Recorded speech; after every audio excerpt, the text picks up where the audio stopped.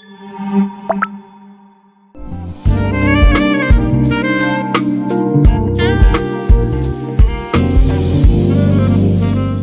Afia, proudly brought to you by Qtix PLC, exclusive quality since 1982. Greetings to you watching. How are you doing today? Keduki Meritata. I hope you're well. I hope you are good. Welcome to another episode of Onye Afia. Afambo Odera Collins, and it is such a pleasure to have you here today.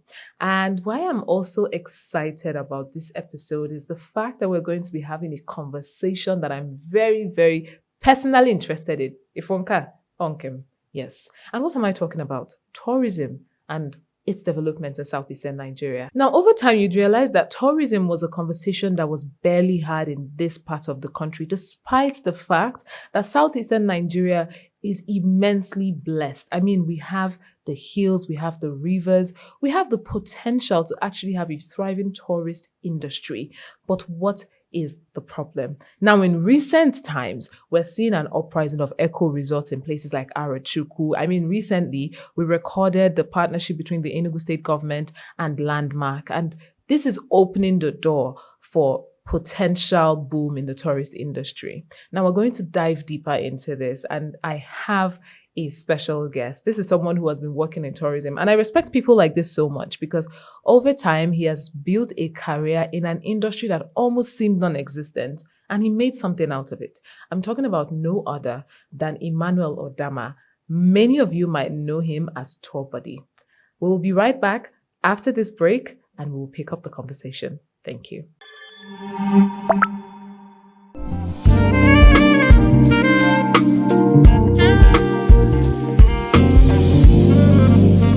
Onye Afia, proudly brought to you by Qtix PLC, exclusive quality since 1982. Welcome back, and this is still Onye Afia, your front row seat to everything innovation and excellence about the eastern part of the country. I'm still your host, Odera Collins, and we are getting straight into the meat of the matter with my guest today, Emmanuel. Emmanuel, how are you doing? I'm good. Yes, Very I like well. your afro, by the way. Let's start from there. I have an issue you. with people who can keep an afro because I can't keep an afro. Okay. Yeah, my hair texture is different. All right. So now let's dive deep. You are a tour guide, in the simplest of terms. But how, first of all, why did you start? Why did you venture into this industry? And what has the journey been like for you? All right. So starting in the tourism industry for me was as a result of what I noticed at the time when I started. It's almost a decade in the tourism industry for me. Right. So at the time I started, I discovered that many Nigerians valued outbound tourism. They prefer to go to places like Dubai and they say, oh, we've gone abroad, go to Ghana. Then they've gone abroad in their term. So it felt like there was nothing here to see. All right. So I just took it upon myself. You know what? I am going to show people that there are places here that you can actually visit. You don't need to go to the abroad. In quotes, for you to have a good weekend, for you to have a good vacation. There are places that you can explore every other weekend. So yeah, that was one of the major things that led me into it. But I mean, talking about why I started in Enugu, right? I didn't want to, because throughout the years of my stay in Enugu, I wanted to leave Enugu. Yeah, because primary, secondary, university, everything was in Enugu. So I wanted to leave Enugu by all means. And by university, it didn't also work out. I went to Mina to find admission. I went to various states to look for admission, and it didn't work out. So by the fourth time I was writing exam, I said no. I'm going to come to this Enugu. Maybe Enugu wants me to finally stay here. And then the decision was, if I'm going to be in Enugu or do this in Enugu, Enugu doesn't want me to leave, then Enugu has to pay me. There must be something Enugu has for me, and I have to discover it. All right, so I now settled to do this in Enugu, and I started to promote the places that are in Enugu. And that is why we're here. What has that experience been like for you? You mentioned it has to pay you. What has that been like, in terms of overall experience and financially? How profitable has it been? It's been an exciting, profitable venture, right? Because I can't begin to count, but being in the tourism space and promoting this has led me out of the country that many people are looking for. Yeah, like my first trip ever out of the country was because I was doing tourism. Oh, wow. I went to Rwanda on a sponsored trip. Rwanda, that's East Africa. And many people are saving to go to Ghana and Kenya. Mhm. And yeah, I just picked it up and then started doing it. And then I just went there. So it's a profitable thing. And there are lots and lots of opportunities there because for tourism in Nigeria is still untapped. So there are still just a few of us doing it and doing it well. So if you are good at what you're doing, you're going to be there and you're going to make money. That's all I do. I don't have another job. You don't have a side hustle? No, I don't have That's another interesting because I think 2 out of every young person has a side hustle these days. I think, not data backed. Yeah. Now moving on to the industry overall, I would say that you're one of the pioneers of this space, of this ecosystem that we're talking about. What would you say is the reason for the boom? I mean, suddenly people are going on hikes. I mean, I have friends who randomly tell me, "Oh, I'm going on a hike," and I'm like, in Nigeria? Because we always saw that as something you do when you're in the US or you're abroad. Now people go on hikes. There's a rise in boutique hotels. We're seeing resorts spring up. Like, what would you say is the cause for this? What's the catalyst? Okay, so I'm going to answer that question, but first of all, I want to make a point that maybe I wasn't in the forefront of those who started it because they're going to come from my head.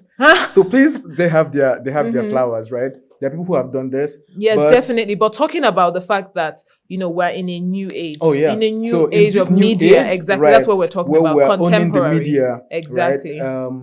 I think one of the things that's made it happen is the digital economy. Right. Okay. Recently, I was having a conversation with someone, and we got to realize that the digital economy and the creative economy has helped this tourism space. Right. Tourism for me is in the creative economy. Right. And then there's the digital, which is where all of the tech, social media trend comes in. Right. And for me, I took social media on my head. Okay. I decided I'm going to. In fact, that's the first thing I started. That was my first side job. Right. To do social media management and internet marketing. That's how I started. And then from there, I'm like, boom, but I do tourism, so I can fuse it in. And that's how I ventured into tourism and left social media marketing per se to put everything I've learned into tourism, right? And that is what has brought us here because now people have become a lot more involved in social media and they are seeing that, people are having fun doing this thing. I mean, I remember one time I took some tourists on the tour to Pine Forest and then we went to the waterfall. And then as we were going there, they were just making very annoying comments. To me, they were very annoying comments. I'm going to tell you what they were saying. One of the girls just said, if bro, this village stream, our village, be like this. I was pained. I'm like, this is how a Nigerian thinks? You think this is local because it is here, you have it. Yeah. But that's what you fly all the way to Tanzania to go and do in some other people's village. Yeah. Only because they did some work and advertised it. So for me, I realized that adverts owns like 50% of everything. And we don't do adverts. We don't even advertise our own. So that's what I took upon my head to make sure that everybody knows it, everybody sees it. And whether or not it's going to pay me, I am going to do it. That is just it. And it's had this boom over the years because people have seen it every other time that, their friends are going here, their friends are going here. Once you open social media, one Nigerian has gone somewhere and posted it. And you're like, this place exists, then I want to go. Yeah, right? So social media has done good to us. And I think it's a good thing for us. You mentioned earlier about how advertising and digital media, digital and new media can, change the shift in perception, right? Because you said something very significant that other countries would advertise, they would, storify these sites of theirs. True. And people would want to visit. Now, how do you think we can do that? How do we start out that? Is that something the government has to do? Is that something that private industries have to invest in? How can we solve that problem here? Truth is, it largely depends on the government. There is a part where the private sectors can also come in, but it largely depends on the government. Take, for instance, in Rwanda. Rwanda has this partnership with, I don't remember the club in Europe right now, that has Visit Rwanda on their jersey. Yes. That's a lot of I remember publicity seeing that for the country. Every time this club shows up or their jersey shows up, it shows Visit Rwanda. So now imagine there's a club, let's even say with the NPFL, like Nigerian Premier League, right? There is a club that says visit maybe Enugu or destination Enugu. maybe on the chest or by the hand. That's a lot of publicity. People begin to know, oh, where is Enugu? What is happening in Enugu? And then they search it and then they see it.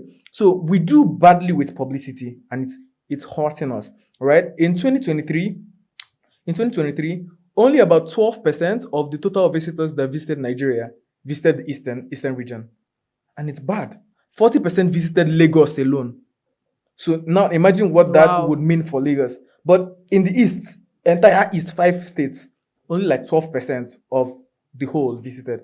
And it's bad, right? Imagine that we have 1,000 visitors. That's like 100 visiting 5 states. That's crazy. So when I talk with visitors who are trying to come to Nigeria, all they're saying is, oh, I want to go to Lagos and Abuja. And they're like, there are other places to go to. I'm like, there are other places. I mean, we saw what happened with Dirty December. If we're being honest, we saw the economics of Dirty December, so we know how much can come in. Yeah. So I believe that if the government, one of the things that the government can do apart from all the publicity is being a lot more intentional about the publicity. I was talking with one of my friends today who currently is exploring Ghana, and so she was now saying that she's beginning to think about relocating, moving from Lagos to Ghana, because this place looks like a good ground for tourism.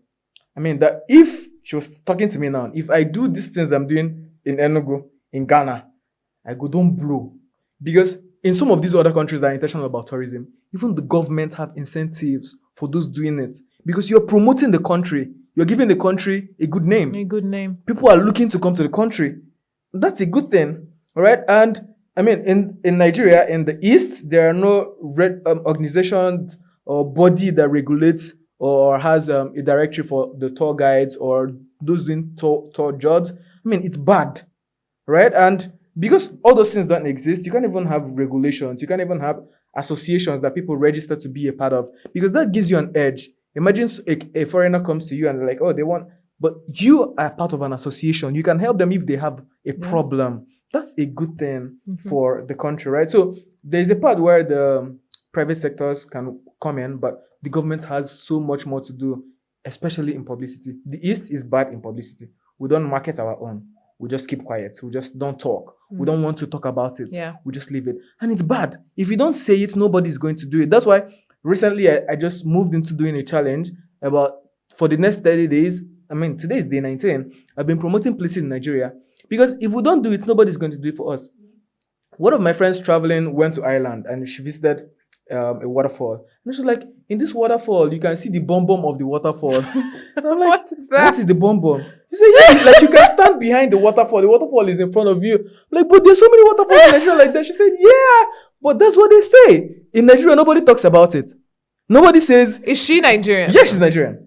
So she should be talking about our waterfalls. Oh, yes. Here. I mean, we have waterfalls here in Enugu, so. True. And I'm like, yes, but there's so many waterfalls like this in Nigeria. I can mention them. It's like, yeah, but here, that's what they tell you. And it's what they tell you that you know. We don't talk about our own, and it's hurting us. So if we begin to say, that our waterfall is like this and like that, people take it like that and they want to see it because it is like that. So there's so many places and we don't talk about it. In fact, in Nigeria, we demarket Nigeria for you.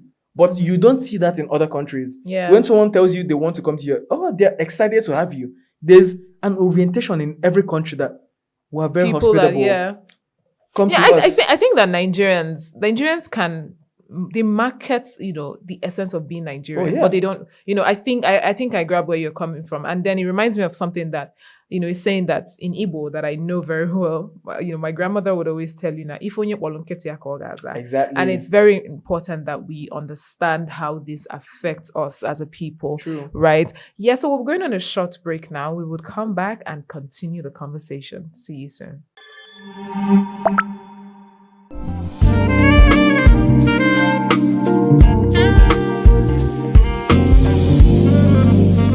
Onye Afia, proudly brought to you by Qtix PLC, exclusive quality since 1982. No, we are back.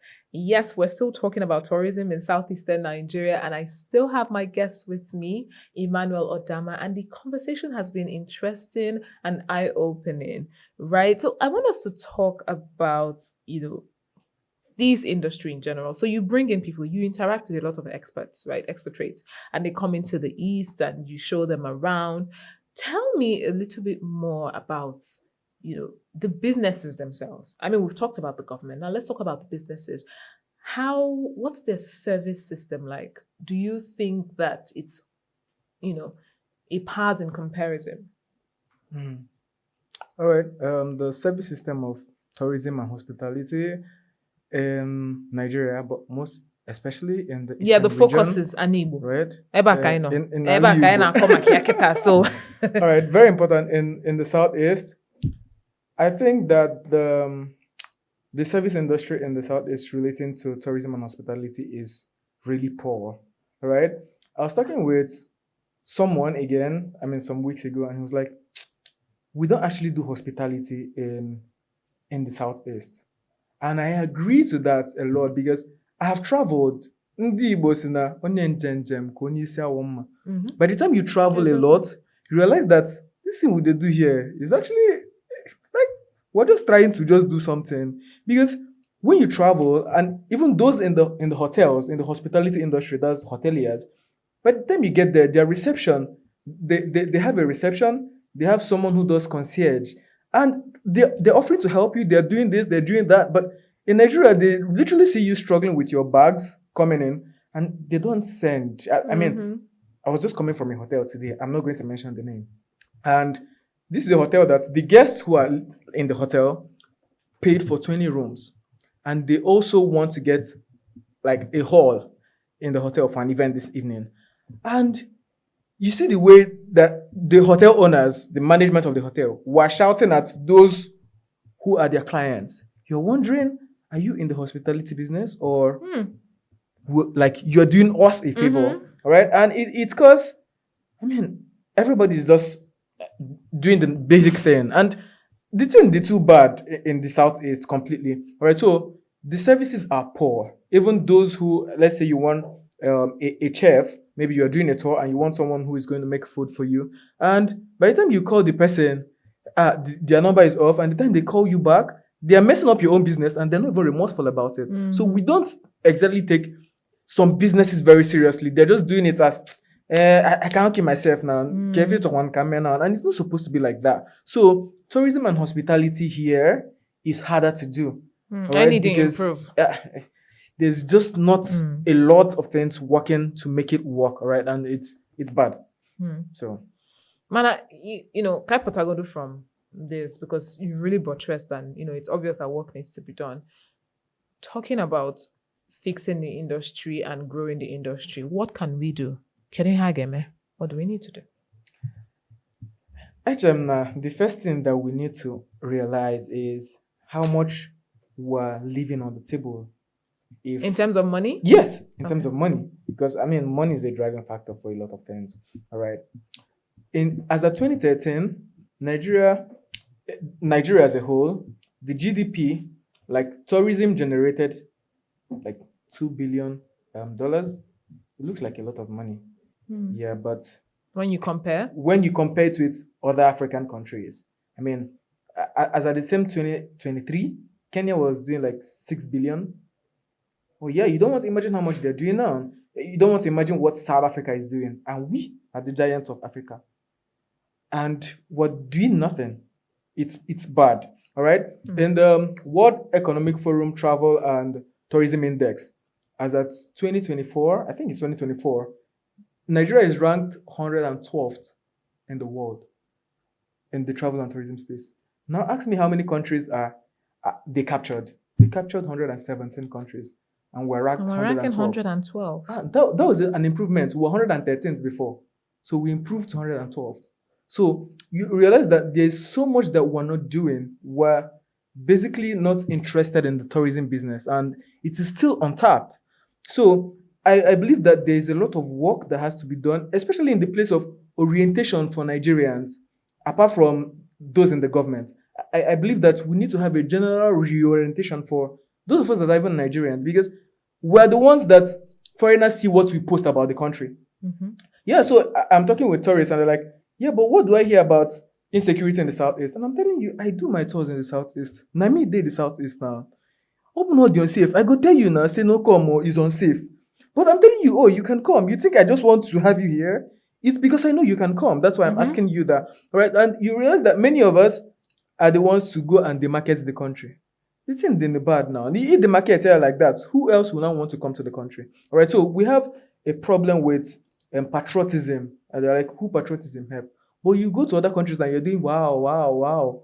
But there's something to do at home. And those countries are not even doing economically well. A lot. If we're being honest. I've taken a lot of clients on tours in Enugu, and once we're passing through Milliken Hill, in my Milliken Hill, and I got from Milliken Hill. One time, I remember last year, I took one woman on a tour. And the woman was like, damn, I remember this place. There's a place like this in this country. She mentioned the country. I can't remember the country. She mentioned the country. And you can't imagine what these guys have done with this place. So there's a place like this in my own country. And I do not even know. And I mean, all you will see, truthfully, is Nana Wufu dating at that place. So tell me how that makes sense. I have videos every single time you pass there. And we're going to get a buffet. You know how winding that road is. If a man will park your motor on one side, may pay boots, boot te dirty. And the annoying part is not be like say you go just carry the dirty and you dump it. You carry it, we put the nylon, may like this. Fetch na the road. I'm like, this place has economic potential for us. Even the government does not care about it. And it's bad. We even have bad orientation to it. And it's horrible. So once we treat places like, even Pine Forest, that is a tourist destination, and I hope that's it there. I've organized cleaning tours to the place that I gathered my community people who are going to go and clean Pine Forest. Pine Forest, let me tell you. I have videos. Madu Yesin at their house, blue dirty, be a tourist destination and dump it there. And so I think there's a cultural problem and we need to address it. So we need general reorientation for patriotism and knowing what to do and when to do it. Looking out for people. Because, I mean, if we're very intentional about all of this, it means everybody is going to be expecting that maybe there are tourists lying around and you're going to be offering people help. But I remember one time when I went to Rwanda that we were trying to get around to somewhere. And then someone came to help us and we're very agitated. Nobody just comes to help you. They are coming for something. Either they want to steal from you or they want you to give them money. But this person was, no. Because I help people. Yes. And they're very receptive to it. That is true because you have a level of understanding. So that's why I needed us to do the orientation and reorientation. But don't you think that we also need to have an orientation? Because again, I personally believe that as much as, yes, this has happened, right? I know we like to use data and statistics to back things up. But as much as, yes, you've had this experience, that does not count for the rest. That's right? correct. I mean, for example, ụfọdụ gị gwa ndị bi na Lagos ma Abuja bịa nọ Enugu ka ime something. I said mba na enwe insecurity na the east. True. But ebim na the east, ana m apụ, ana m abata. I don't have any issues. So I'm very careful, to just, put a stereotype on that. Ihe nje kwu ha bụ maka na isi na, oh, because I'm ebe isi. Ebe isi adịrọ like that. I don't think. Ebe isi does not. So in some of these countries, you see them promote visiting their country. That's what I'm trying to let you know. Oh, high question. That's what we're supposed to do. And in promoting people to visit your country, you realize that anybody you meet on the road can just be a foreigner. True. And how you treat that person is going to affect the image you paint of your country. Of your country. And they are careful how they relate with you. All right? Even in their airports. I mean, it's only when you land inside Nigeria, Lagos airport, you start seeing beggars. Even people that are officials, now them go find money where they go collect from you because in abata. And you wonder like, is this how you are going to be talking to visitors? I mean, it's bad, right? So they're going to feel unsafe, and I mean, it starts counting from there. Very, very true. But actually, here and all I need redozi. Bring I need to happen. Dalu very much. Mana, if we're to say now, maybe no one you better na your industry, right? Maybe they want to come in and they want to work, they want to become a tour guide. What's the entry process like? How do you become a tour guide, especially in southeastern Nigeria? Okay, so that is a tricky question. What I mean by tricky is because again, there's no regulatory body. Okay. So anybody can claim they are doing it or they want to be a guide and then they start off. But regulatory bodies are not what shouldn't the Ministry of Tourism be responsible for that? Oh yeah, but I mean there's no regulation. There's nothing. I mean I remember some years ago when we even went to meet them. And like, do what you want to do now. Waiting concern us. Do what you want to do now. And you're wondering, this is the Ministry of Tourism, right? So I think another thing that's affected Nigeria is the fact that we merge tourism, ministry, and culture. And although they are closely related, but it makes one suffer. You don't merge tourism and culture ministry together. Tourism is a standalone ministry that needs to talk about the progress of the country in the tourism sense. One thing that many of us do not also know how to do is submit under people and work under people and learn. I mean, everybody wants to now be their own CEO. Very good, but you miss out on a lot because, again, there are no institutions where people learn these things professionally. In Nigeria, there are no, let's say, Esud Business School now is not offering tourism or tour guiding.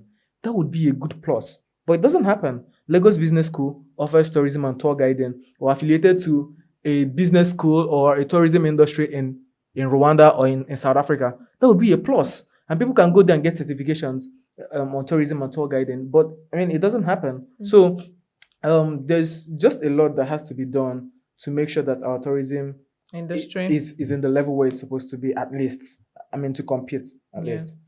Now, you've been doing this for 10 years, like you said. What would you say are the risks involved for you to consider if you're to become a tour guide? Well, the risks involved for me as a tour guide, firstly, is about safety. We do not have a lot of safety measures, especially in Nigeria. I mean, the government doesn't even guarantee you of safety. So how do you even guarantee someone else of safety? So I am the most scared whenever I'm on a group trip. If it's a personal trip like myself, I don't care. Anything can happen. Yeah. I mean, usually even before I take people on a tour, I go there to see if it's safe. If it's not safe for me, or I consider it unsafe for people, then if I don't come back, then it means there's no tour going to happen. Yeah. But all of the times I've come back, thankfully. So, so because of that, you realize that I am mostly very on the edge of a seat because when I'm taking group tours, because I have to be very careful. What if something happens? What if, so it's until like we return, then I'm like, you're calm. Thank God. So you realize that there's insecurity is one thing, of course. It's not a factor to be neglected. All right. It also boils down to the fact that we also need the orientation, like I was talking about. I mean, having visitors, they're the ones you even should protect because, I mean, what they say or do affects your country. Then the other thing too about going to these places is community relationship. You know, as a tour guide, I think it's very important you have relationship with communities or the communities you take people to, such that you can be a liaison officer between the communities and the visitors, right? You help them have a more curated experience. I mean, they go there.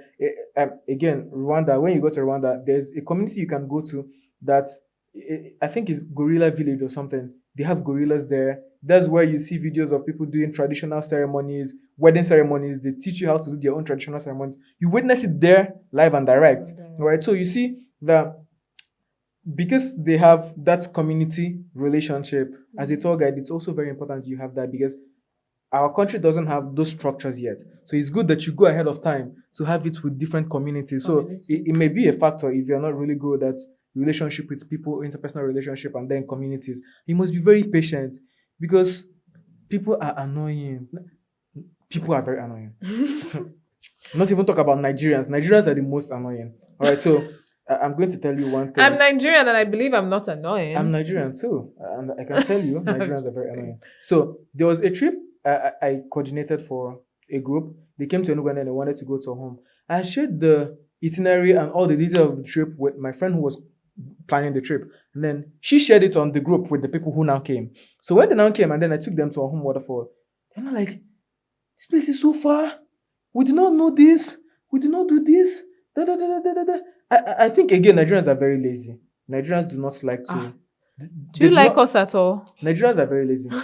Anybody can tell you that. But I'm not lazy. Well, they don't like to walk. Awhum is an hour walk. Many Nigerians do not... they think, okay, maybe you are just lying to us. And I'm telling you again that as we're going now, it's an hour walk. Like, you did not tell us before. I'm like, but I shared it on the group. You saw even the list of items you're supposed to wear. And you're like, you did not. So you must be very patient with people as a tour guide because they will get on your nerves a lot. You will almost be at the edge of shouting at them most of the time. But you need to now take it calmly because you are a guide. So people, you have to have good relationship management. You True. have to be able to communicate with people, right? Yeah. So that's another factor. Then which other one am I going to even include? There are other factors about government regulations. I mean, that may affect you in a way you may not even like it. Economic factors as well. Cost of traveling, cost of doing this. I mean, someone sends a message to them and wants to book a trip, and then you give them a quote for the trip. By the time they want to now do the trip in 2 weeks, it's no longer the same thing. Twice the amount. Oh yeah, because even the drivers, the chef, they don't send you. Everybody go include their own cost and tell you they're not available, and it will look like you are very incompetent. So you must be on top of your game every time as someone doing tourism in Nigeria. It's really hard. It's not very easy, but yeah, it's the industry we've chosen to be in, and I'm enjoying it. Yes, what else can I do? Now, in our industry, what are you hoping for? Like, what do you hope would happen in the nearest future for the tourist industry in southeastern Nigeria? Okay, so in the southeastern Nigeria, what I'm looking at maybe in the next couple of years, maybe 5-10 years, is that you see that's 12% I told you earlier of visitors in Nigeria that visited the southeast. I want us to at least like add some more numbers to it, and maybe have 50% of Nigerian visitors visit the southeast, and it starts from us. So that's one thing I expect for the southeast, that we're going to have at least 50% of visitors in Nigeria visiting the southeast. And that means if we have, let's say, 10 million visitors in Nigeria, we have 5 million visit the southeast. That is a lot. Only me, I cannot be the guide for 5 million people. There's no way I want to do it, even if I want to make all the money in the world. There's no way I want to be a guide for 5 million people. So you realize that there's a need to have more people talking about this and doing this as well as I can do it. So that is one. Then I also look forward to the time where tourism generally can contribute to at least maybe 10% of the GDP for Nigeria. Yeah, where we don't have to be looking here and there again. All our tourism resources are harnessed. The culture and the natural tourism resources are very much harnessed. All right. So I also look forward to the time where we're going to have hospitality schools, training institutions that would train people, and tour guides would certify people. People can get certifications in this industry and see that this is really a budding industry, and it is good. I mean, I look forward to having Nigeria in the same category tourism-wise as some of the reputable African countries, Morocco, Egypt, Tanzania. There are lots of them. So I look forward to having Nigeria in that category very soon. And that would also mean a plus for all of us in the Southeast, because people are going to come, hoteliers are going to enjoy. Any business you do is going to have a boom. If 10 million visitors come to Nigeria. Thank you very much, Emmanuel. It has really been an insightful session with you. And that's the thing I love about this show, is that you get to find out things that you typically would not know, because you're talking to the experts, you're talking to the people who are in that industry. So Ndi Igbo, right? All people who reside here in the southeastern part of Nigeria, you've heard it from the horse's mouth. And on that note, we come to the end of today's episode of Onye Afia. Stay tuned as we come your way again. It's bye for now.